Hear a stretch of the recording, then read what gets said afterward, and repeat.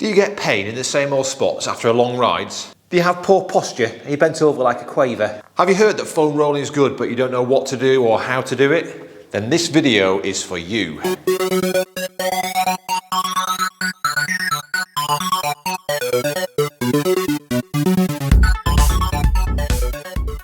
Hi, my name's Scott Pearson. I help cyclists get faster, more resilient against injury, more comfortable in the saddle by providing off-bike strength training programs that work around your schedule. Okay then, so in this video we're going to talk about foam rolling, whether you should do it as a rider, does it work, when you should do it, what you should do it for, a little bit of science behind some of the stuff behind that, and then we're going to talk about different tools you can use and good times potentially that you can use them. Foam rolling is used for three main reasons: to improve your flexibility, to help your recovery, and to improve your performance. So what's not to love? Foam rolling is a type of myofascial release. What does that mean? Myofascia, it comes from Latin or Greek, myo meaning muscle and fascia meaning a connective tissue, it's a soft tissue that binds everything together. Fascia is a bit like a web that holds the structure of your body in place. Technically, myofascial release is any kind of manual therapy that helps relieve local tightness. You don't have to use a foam roller, it can be anything that gets the job done. So I guess an important question is, does it actually work?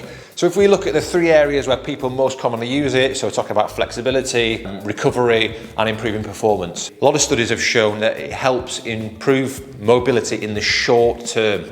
All right, so done before a training session, that improved mobility, that improved flexibility can last for up to about 10 minutes.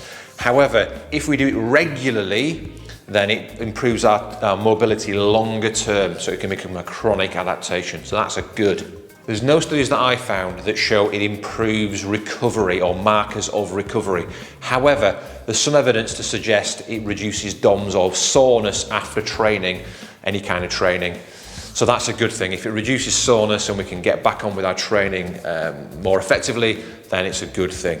Foam rolling won't directly improve your performance. It won't help our speed, it won't help our endurance, it won't help power or anything like that. When compared to things like static stretching, which have been shown to reduce our performance after the fact, it has been shown not to reduce performance, okay?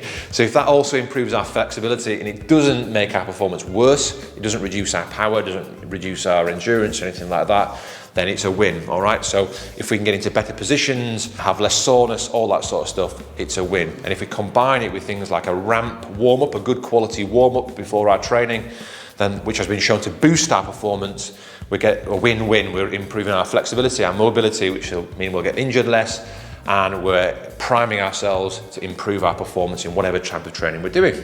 So what do you need then to foam roll? Well, the obvious thing is a foam roller. This is a nice basic cheap one that you can get in most supermarkets now, you can get on eBay, you can get on Amazon. Really, really affordable. But if you don't have one of these, can't get one, then I've seen people use old drink bottles full of water again. I've seen people use footballs, rugby balls. I've seen people use bars in the gym. I've seen people use a variety of different things. So it kind of depends on where you're trying to mobilize, where you're trying to roll, what you're trying to do, and the size of your body, that kind of thing. So I've got a few different things here we can use. So that's my kind of basic go-to foam roller. I've got a fancy one. This is really nice. So this actually rolls. I shall show you some techniques on that in a second. And then if I want to pinpoint certain areas, I can use something like this. All right. So it's a more kind of direct, targeted thing. This is actually a dog's toy that I got from a pet shop. I've got something like this. It's a couple of tennis balls kind of sellotaped together. That'll work brilliantly on parts of my back because my spine can go in the middle. And then I've got a lacrosse ball or a mobility ball or a tennis ball, anything that kind of size will work really well for things like the soles of your feet, parts of your calf, other parts in and around your shoulders. So it really depends on where you need to move. I guess then it's important to talk about different techniques you can do, how and when you should do them. So I use four main techniques. The first one is just what we call a basic roll. As the name suggests, I'm going to literally lie on it or flop over the roller and move up and down the muscle all the way. So let's assume I'm doing my thigh. I want to work from my hip all the way down to my knee, moving up and down. That's as simple as it gets. So that's really, really good to do perhaps as part of a warm-up. It's quite a general technique. It gets more blood coming into the system, which will flush out a lot of the old waste products. It kind of gives the tissues, like myofascia, a bit of a massage, and it helps it all relax. The next technique we're going to talk about is what's called a pressure wave. This is a more targeted approach. It's deeper. This is sometimes good for recovery if you've got particularly stiff, tight areas.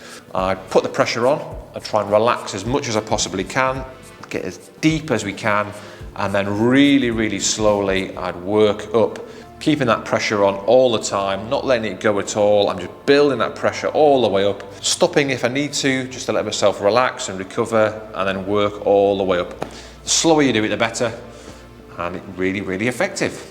The next technique I use, which is often better before a training session, is just go side to side.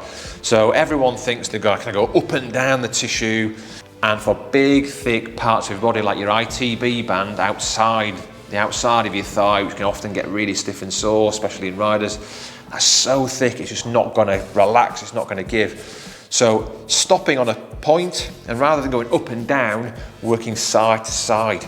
So moving your leg in and out, working across the tissue rather than working up and down it. Really, really effective. Really, really good at breaking all that gnarly, horrible gunk and helping you get relaxed. Probably the most effective technique I use is what's called a tack and floss. So what I do on this one is I find a point that's particularly sore, often in my quads, and I will relax on that, a bit like the pressure wave, but on that sore spot. Once I've relaxed, I'll bend and flex my knee, I'll pull my knee in and out, and that kind of like stretches the tissue underneath it as I've tacked it down. So I'm tacking it with holding it, and I'm kind of like flossing the tissue underneath by bending my knee, basically, or bending that joint. All we've got to talk about next is the prescription. So how hard you should do it, how often you should do it, and how long you should do it for. So we can do it before or after exercise, and for me personally, if I'm doing it before, so I want to work on my performance, on my flexibility, then I'll tend to go for a little bit longer and a little bit deeper. So I'll go anywhere between 30 seconds and 2 minutes per part of my body, and I'll keep going until that particular part of my body is relaxed. And because of that, I'll tend to go as hard as I can, or as deep as I can stand. Foam rolling isn't comfortable, and as a rule of thumb, you should feel like a dull, throbbing pain. Any sharp, stinging type pains is not right, so you should stop straight away. If I'm doing it after exercise, my aim is to improve my recovery, so I won't go as deep and I'll tend to not go for as long. My aim really is just to bring fresh blood to that muscle. In conclusion, foam rolling can be used to improve our flexibility, help our recovery and boost our performance. You don't need to use a dedicated foam roller. Anything that kind of stresses the tissue and helps you massage the area will work. It can be done before or after exercise, so think about what you're trying to achieve before you decide how deep you're going to go and how long you're going to be on there for. So that's it. I hope you enjoyed the video and got something out of it. If you did, please consider liking or subscribing. I'm trying to build the channel so I can produce more videos like this, and that will help you guys in the future.